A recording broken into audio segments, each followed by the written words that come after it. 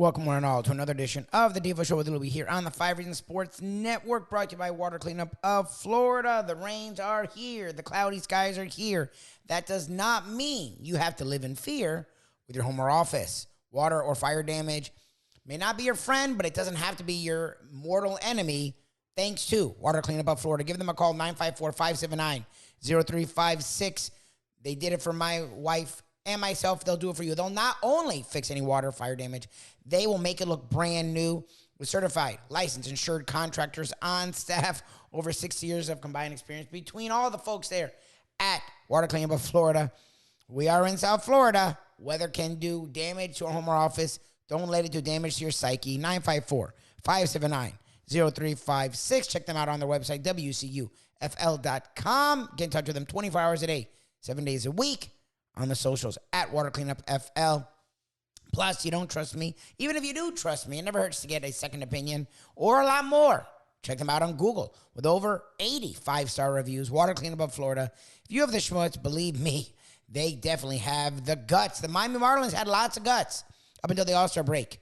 And it has been an utter disaster since, they actually were gutsy in making moves at the trade deadline. Made lots of them. Bolster the bullpen, bolster their lineup. And it's all gone to crap.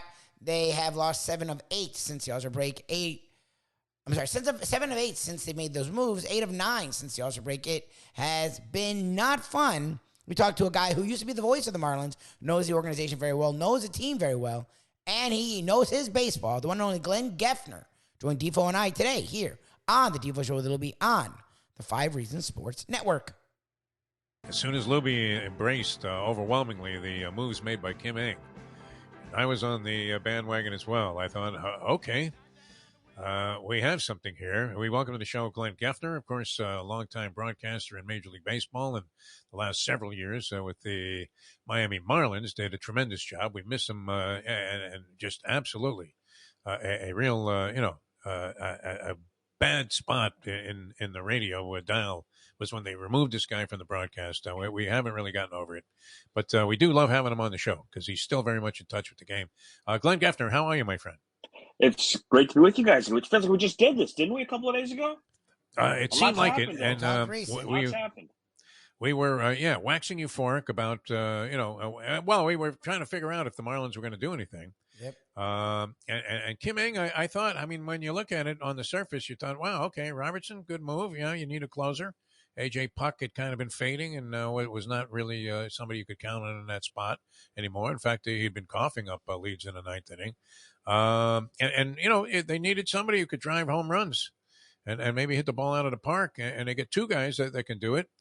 When pick up Berger and Bell, it gave up some prospects. I guess I'm not sure how highly rated all of them were. I guess the one kid, the infielder. The Mets or into the Guardians, Khalil Watson. Yeah, that guy. Now, what was the story on him, Glenn? Was he doing anything that made you think he was going to pop into the bigs pretty soon? No.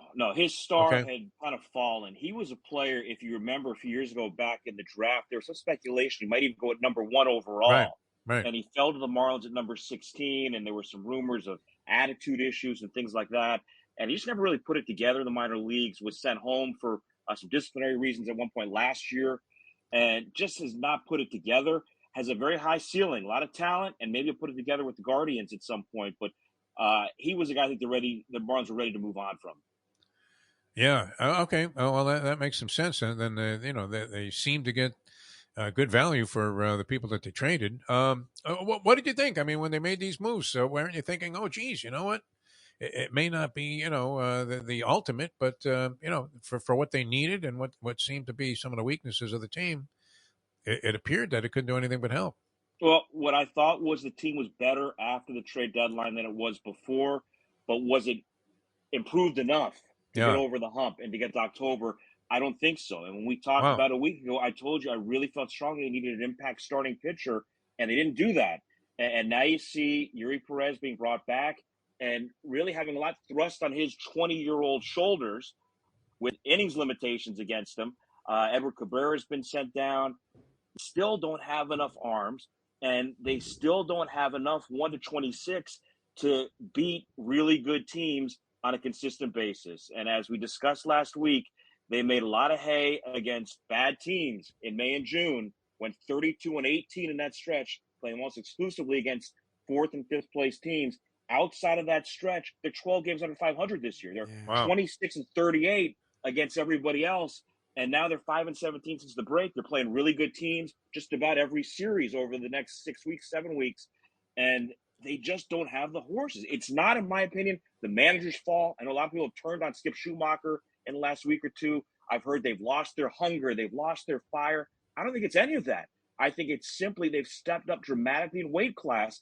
And while they were good enough to beat bad teams, they're not good enough to do that consistently against the better teams in the American League or the National League. So look, Glenn, we've talked to you for years, and I'm the one, I'll say I'm, not we in this industry, I'm the one that will run the hell and move and then be the first one to slam when it looks like it's bad. Okay, so you're more reasonable, you're more patient. So I'll ask you, look, there was nothing wrong with Kim Ng making the moves. We talked to you. You said it's time. You got at some point, blank or get off the pot. You know, you accrued all these minor leaguers so that you can make moves. Cool. But here's the deal. As we've seen with her moves and most of the Marlins moves over the last 15 years, ever since Dombrowski, to be brutally honest, they seem to all fail. Like, they seem to all go wrong in some way or another. If you make the moves and then they go wrong, when is it time to criticize the moves? Like, I'm trying to be patient, but it feels like she got aggressive, and that's great, but the team's playing worse baseball. Did she get aggressive enough, I think maybe is the question. So you look at the moves that were made, and we can break them down. They added 2 bats. Yes, Jake Berger, 26 home runs this year. You like that. But he came over a 214 hitter with a ton of strikeouts, a guy without really a defensive position. So, okay, I like the 26 home runs, but you take that away, he doesn't help you in a lot of other ways. And he's hit 1 home run now in the week or so he's been with the Marlins. Josh Bell, a couple of years ago, was a terrific player, even into the first half of last season. But he fell off dramatically after the Nats traded him to the Padres last year. Was not off the good start. He was a spare part in Cleveland. The Guardians were happy to trade him away at this point because they brought a prospect into the deadline from the Rays who's going to be their first baseman of the future. So, yeah, they added 2 bats that are better than the people they had at those positions before. But are they as good as the guys the Braves have? Are they as good as the guys the Phillies have? You go around the horn with this Marlins team. I said it at the start of the season, and I'll say it again today. Second base, I'll give you one position where they've got a guy who can play for anybody in Major League Baseball. Outside of Luis Ariz, go around the horn, and don't tell me Jazz Chisholm, who can't stay on the field. Or look at the numbers he's put up when he's been out there. He has not been the elite player, despite all the tools, all the talent, all the swag. He has not yet been an elite Major League player for an extended stretch. And again, he can't stay on the field. But really, there's one position on the field where the Marlins have an elite player, and that's Luis Ariz. You can't win with one elite player on the field. All right, let's suppose this trend continues, unfortunately, in a negative direction. I remember, and we talked about this, I think, during one of our conversations during the season so far, that, I kept looking at these projections for the Marlins, even though they were winning at a high ratio, 14 games over 500. The projection for the season was like low 80s in terms of wins, as you were saying, because everybody was looking at this, heavyweight schedule that they were playing in the second half by comparison to, the teams that they cleaned up on in the first half. But with all that being said, the one encouraging thing would be that it seemed like, maybe they were willing to, make some moves and go in a positive direction, not the usual resignation to, well, you know what, we got some young kids coming up. So that seemed like a plus in terms of the approach of the organization. But if they fail to make the playoffs, they finish with maybe around a 500 record.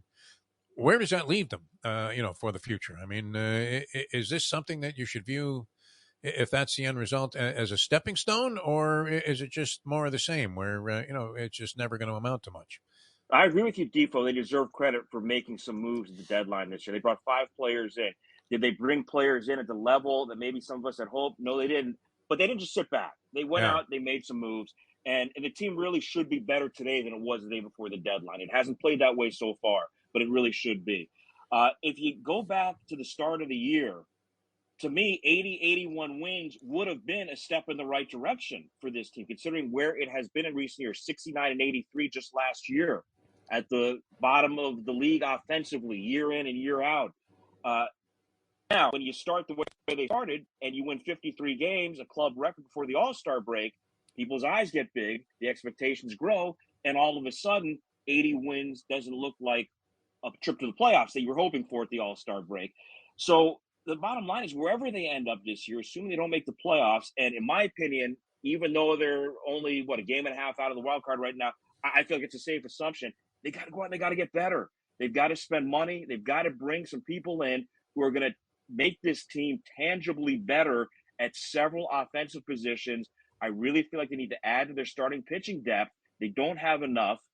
They've got to make this team better because the Braves aren't going anywhere. The Phillies aren't going anywhere. The Mets are going to get better. I honestly believe the Mets are going to be better. Not all at lost in Queens. You look ahead to 24, 25, 26. Look, the Mets have some good players still in that roster. They've got money to spend. They've got an owner who wants to win. The Mets aren't disappearing. And I've also said for a while that once the Nationals get sold, I could see that team getting back into contention in a hurry. They brought some pretty good young talent in the last couple of years. And with a new owner who wants to make an impression, I could see them spending some money. So, and then forget about the rest of the National League. Forget about the rest of the American League. But just in the NL East, the big teams in this division are not going away. The Marlins need to get better. And it's just not as easy as sitting around saying, well, next year, Jazz will be healthy because he wasn't healthy last year or the year before. And next year, that this young pitcher is going to be better because development isn't always linear. You don't go from A to B to C to D from one year to the next. Sometimes, believe it or not, people take a step backwards, or sometimes people don't improve at the rapid rate you hope they will. You got to be prepared for that. And that's why they really need to go out. And I think they need to bring in established bats at multiple positions, make this offense better. They're still dead last in the National League in runs scored. They're at the bottom, near the bottom in home runs and slugging. They just can't score enough runs. And that's why you play all these tight games early in the year against bad teams. They're finding ways to win. Remember, they were 12-0 one-run games. Well, they've gone 12-10 in those games since. It's evened out a little bit. They've been playing better teams. You're always looking for bullpen help. You're always looking for rotation help, but they've got to add offense. And how long we've been saying that? We've been saying that since they came in after the 2017 season and traded Stanton and Yelich and Ozuna and D. Gordon. The next one, they traded JT Realmuto. And now you look around all these years later and say, we don't have enough offense? Okay, well, and that's my question to you. You know the organization well. Gotta. Need. Will they? Because they made the... Oh, that's it. They could have got Starling Marte. He wanted to be here. They didn't pony up for him, and he was a better bat than the Fakakta guys they brought in. Like Avocet, they brought in all these guys that looked good to the laissez-faire baseball fan. Avocet Garcia, Soler, Bell, Berger. But the baseball people who know or in the know were all like, what? What do you... Like, they're always getting that second or third tier market guy that might pacify the casual fan, but isn't making their team better. Like, we had Dave Hyde at the beginning of the year, and he's like, yeah, these are fun little moves that aren't making them better.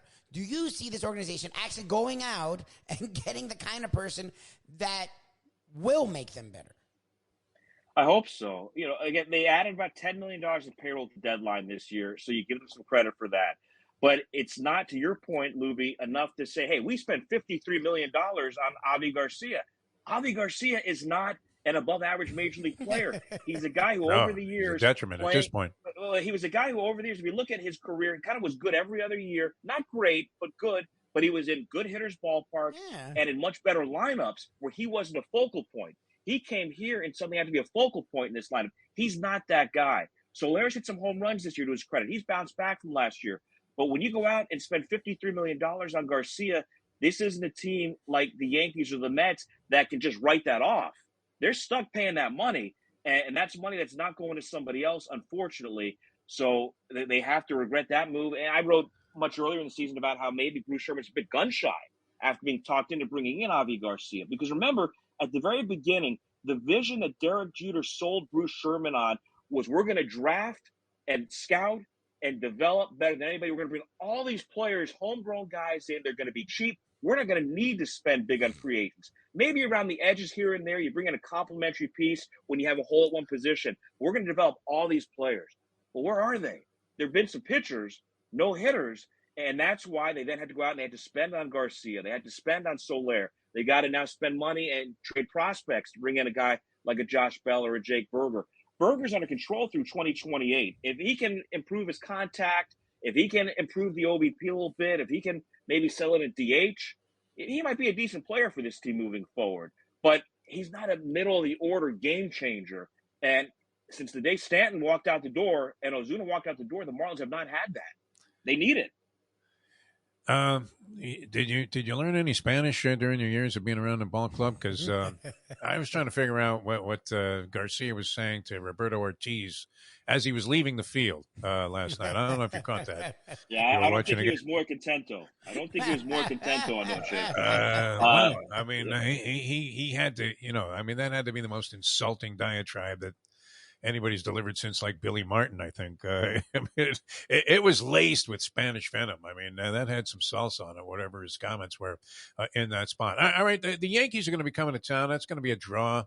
And yet the Yankees are sitting there kind of floundering, in my opinion. I mean, 5.5 games out of the wild card right now. So they have teams that are battling with them. I think the Red Sox leapfrogged them last night and are a half game ahead. But 5.5 is a significant number to be out at this stage. I say Aaron Boone. You say what? Because I'd be curious to get your opinion, because everybody seems to despise this guy, even the most diehard, or especially the most diehard of Yankee fans. So is Aaron Boone as bad as people make him out to be?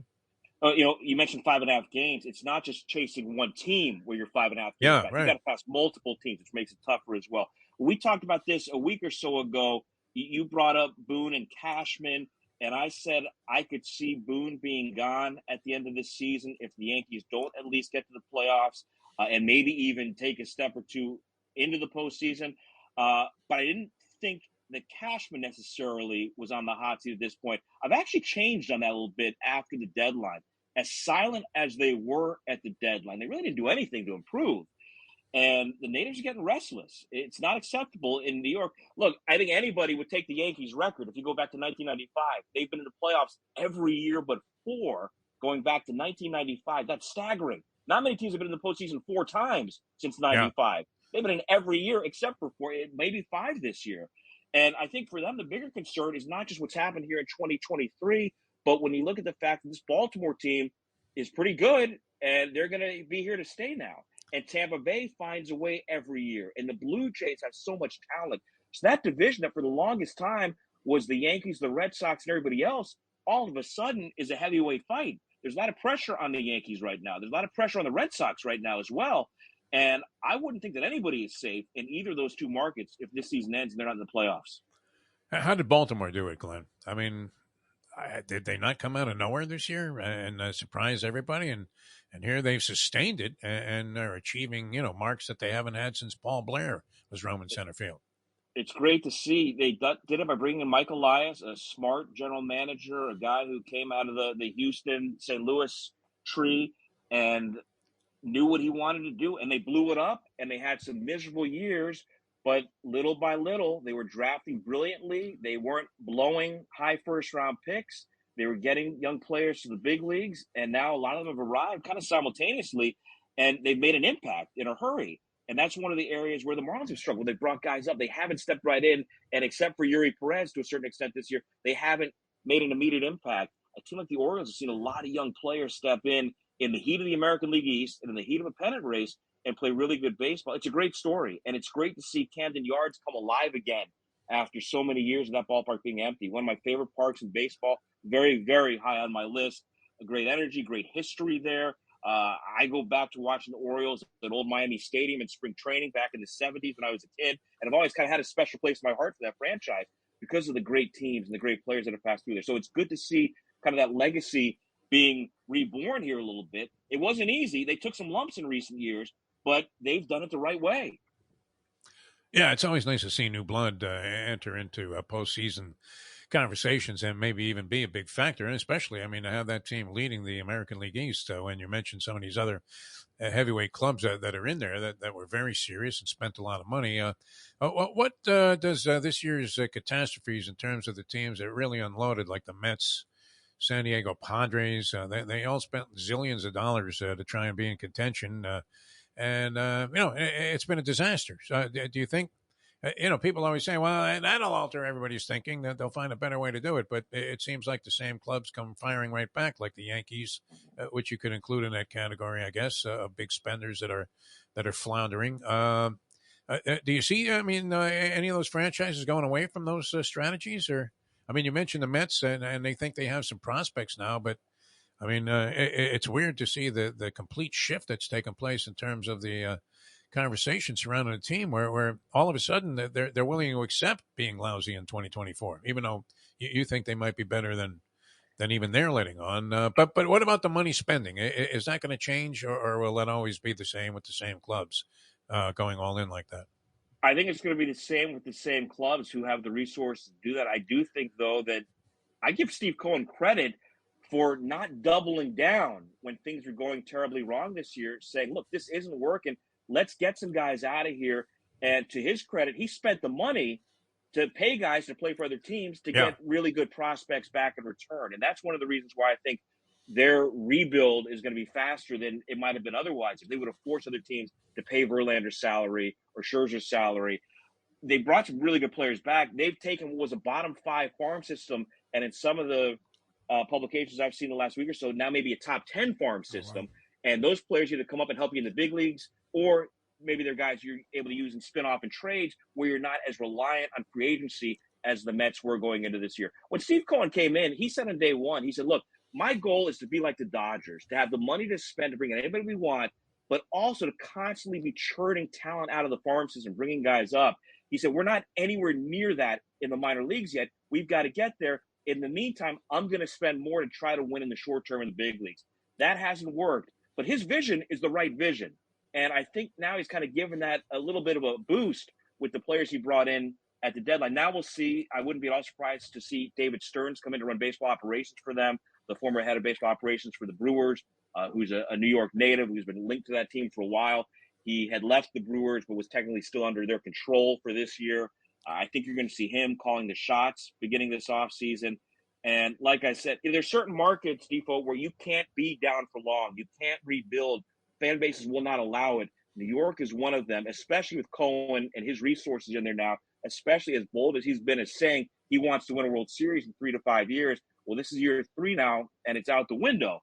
So I think the Mets are going to reload in a hurry. Are they going to be a World Series favorite next year? Probably not, but the Mets are going to be in the mix.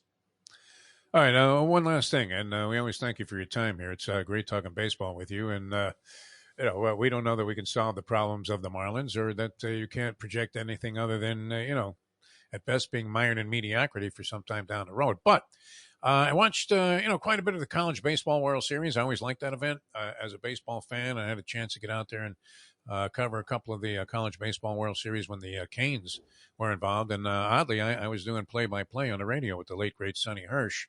And, at first I was listening, Defo. I didn't know if I wanted to schlep out to, Omaha, Nebraska for like 8 days. It wasn't exactly my scene. I would have much rather been in Las Vegas or something. But when I got there, I couldn't help but, be heartened to see, the way that the city embraced this event, and they came out, even though they didn't have necessarily a dog in the fight. They still came out. They rooted for LSU. They rooted for this one, and a lot of people traveled. But I'm watching this guy Paul Skeens from LSU. How far away is he from being a major leaguer? Because he looked like one of those guys that might be ready to go like tomorrow. How far away is he actually? Yeah.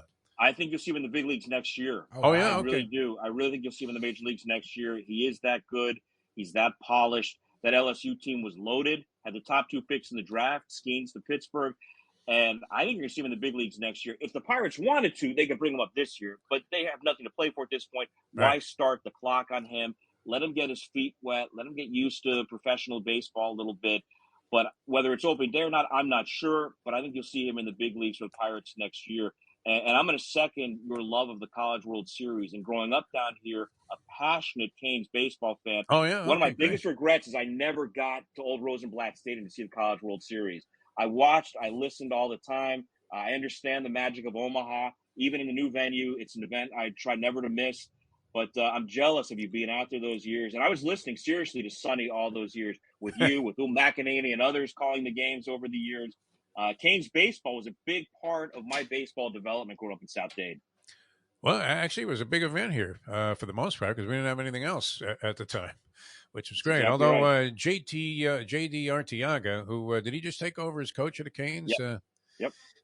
It took him forever. I mean, if they had the pitch clock in there when Arteaga was on the mound, they would have just forfeited every game.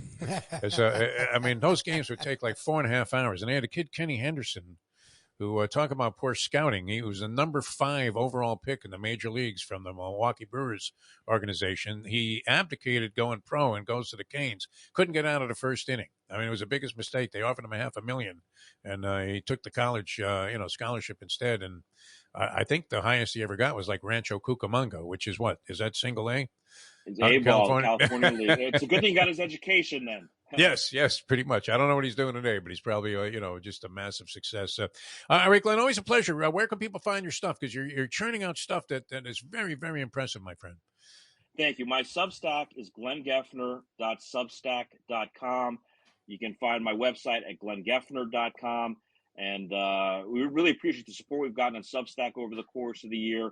It's been a lot of fun, and we'll keep cranking out information the rest of the season, into the off season as well, and we'll see where it goes. But it's been great seeing people jump on board and keeping the conversation going. All right, and a lot of teams still alive in a chase here, so baseball very exciting coming down the stretch and into the month of September as we progress through August. So we hope to talk to you again real soon, my friend. Always a pleasure. I know football is about to start, but we're not done with baseball yet. So let's do this again soon, guys. Of course. All right. Sounds good. Glenn Geffner, ladies and gentlemen. All right. Great job there by Glenn, huh? Wow.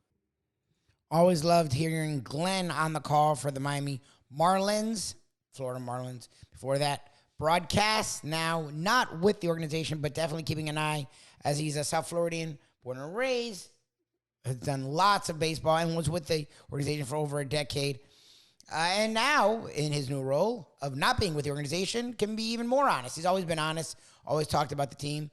But again, you can take it to another level when you don't work for them. Really appreciate his take on the Fish. And it feels like he is where I am, and their season's done.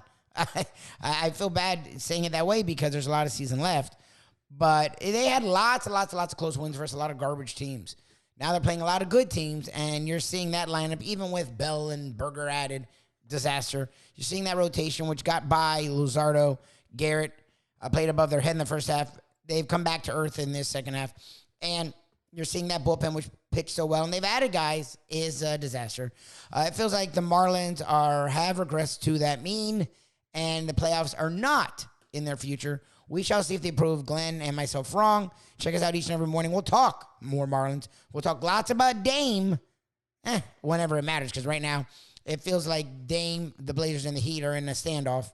So not much to talk about there, but a lot to talk about in the world of football as the Dolphins start their preseason this weekend. The Canes around the corner, the Knowles, the Gators, UCF, USF, FIU, FAU, and the national college football world. We'll talk all about that. We'll talk about the NFL as well, all things football and more. Check us out each and every morning on South Florida Live. Please subscribe to South Florida Live. We'd love to have you there. 7 to 9 a.m. we do the Defo Show with Lubie in full. Check us out on our national podcast. We have some things coming up. We've had a lot of fun conversations there over the years. The Believe Network, BLEAV.com, search after hours, and our South Florida content right here.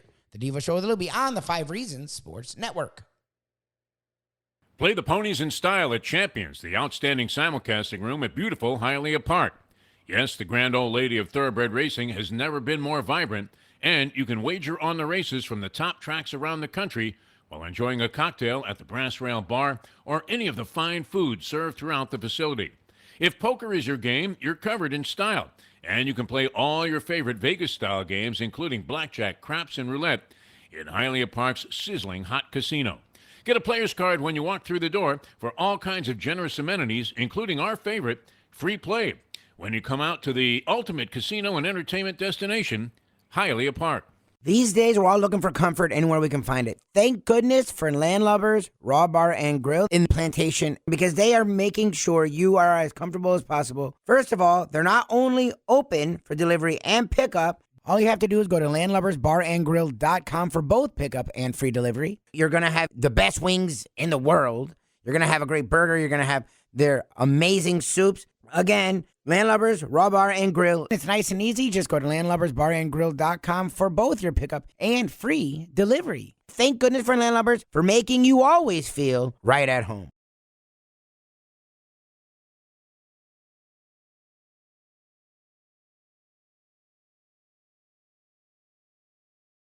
Hey folks, Tony Segreto here. Let me ask you a question. What do you look for when you go out to eat? Good food, obviously, friendly atmosphere, not too loud, but good energy, reasonable prices, and a place where you feel comfortable.